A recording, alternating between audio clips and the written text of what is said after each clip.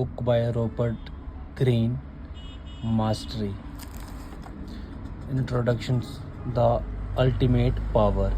Everyone holds his fortune in his own hands like a sculpture, the raw material he will fashion into a figure.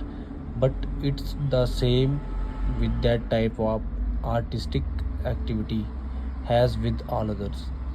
We are merely born with the capability to do it. The skills to mold the material into what we want must be learned and attentively cultivated. This line is written by Johann Wolfgang von Goethe. There exists a form of power and intelligence that represents the high point of human potentials. It is the source of the greatest achievements and the discoveries in history. It is an intelligence that is not taught in our schools nor analyzed by professors, but almost all of us at some point have had glimpses of it in our own experiences. It often comes to us in a period of tension, facing a deadline, the urgent need to solve a problem, a crisis of sorts, or it can come as the result of constant work on a project. In any event, pressed by circumstances, we feel unusually energized and focused. Our mind become completely absorbed in the task before us. This intense concentration sparks all kinds of ideas. They come to us as we fall asleep, out of nowhere, as if springing from our unconsciousness. At this time, other people seems less resistant to our influence. Perhaps we are more attentive to them, or we appear to have a special power that inspires their respect. We might normally experience life in a passive mode, constantly reacting to this or that incident, but for these days or weeks, we feel like we can determine events and make things happen.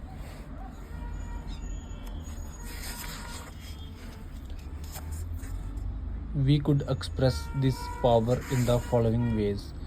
Most of the time, we live in an interior world of dreams, desires, and obsessive thoughts. But in this period of exceptional creativity, we are impelled by the needs to get something done that has a practical effects.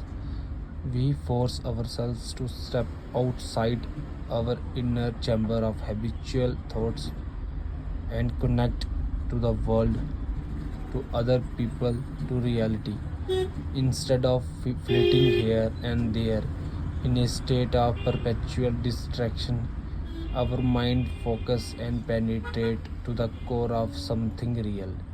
At this moment, it is as if our mind turned outward are now flooded with light from the world around us, and suddenly exposed to the details and ideas, we become more inspired and creative.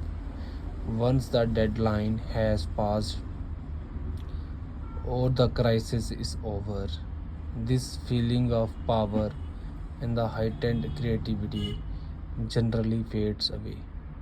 We return to our distracted state and the sense of control is gone. If only we could manufacture this feeling and somehow keep it alive longer, but it seems so mysterious and elusive. The problem we face is that this form of power and intelligence is either ignored as a subject of study or is surrounded by all kinds of myth and misconceptions, all of which only adds to the mystery. We imagine that creativity and brilliance just appear out of nowhere, a fruit of natural talent or perhaps of a good mood or an alignment of the stars. It would be an immense help to clear up the mystery, to name this feeling of power, to examine its roots, to define the kind of intelligence that leads to it, and to understand how it can be manufactured and maintained. Let us call this sensation mastery, the feeling that we have a greater command of reality, other people, and ourselves, although it might be something we experience for only a short while. For others, mastery of their field, it becomes their way of life, their way of seeing the world.